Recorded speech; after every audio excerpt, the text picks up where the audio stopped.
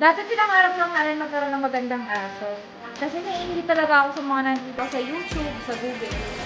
So talagang tinaga ako sa bato, sabi ko magkakaroon ako. Ngayon, konting tiis lang, konting ipon, magkakaroon din tayo yan. Dito po sa Bayabas, Kenneth, makakita po kayo ng mga different venenos.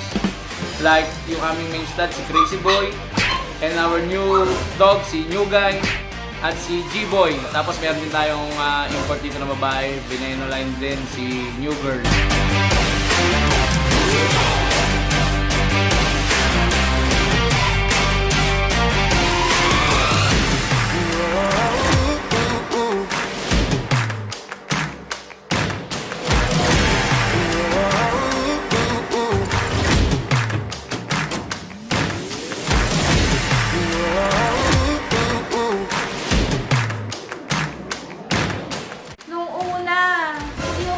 Ganito yung itsura namin. Kasi halos hindi kami makapag-ayos ng sarili namin kakaalaga sa mga dogs namin.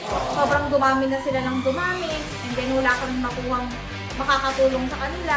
Pero nung nag-reach yung mga anak namin at the age of 8, yung panganay ko, and then 5 yung pangalawa ko noon, nakita namin sa kanila yung pagmamahal nila sa dogs.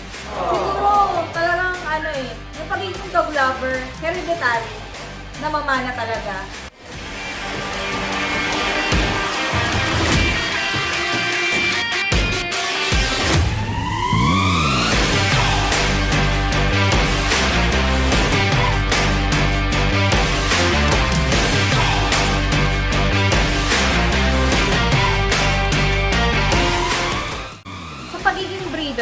Sa una, hindi mo maiisip na talagang mag-breed ka eh. Siyempre, sa una, bibili ka kasi gusto mo.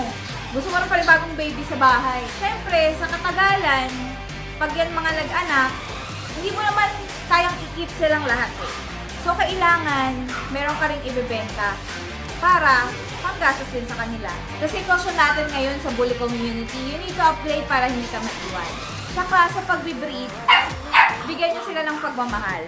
Hindi lang basta tuta sila, i-out ko rin niya kaya hindi ko dapat mahalin. Sa totoo lang sa amin mga breeder, napakahirap mag-out ng puppy. Lalo't na-attach sa'yo. Sobrang hirap. Kung kaya ko lang na hindi magbenta, kaya ko silang gastusan lahat, ikikip ko sila lahat eh. Napakasakit na umalis dito ng isang tuta, lalo't minahal mo. Para ka nawala ng anak.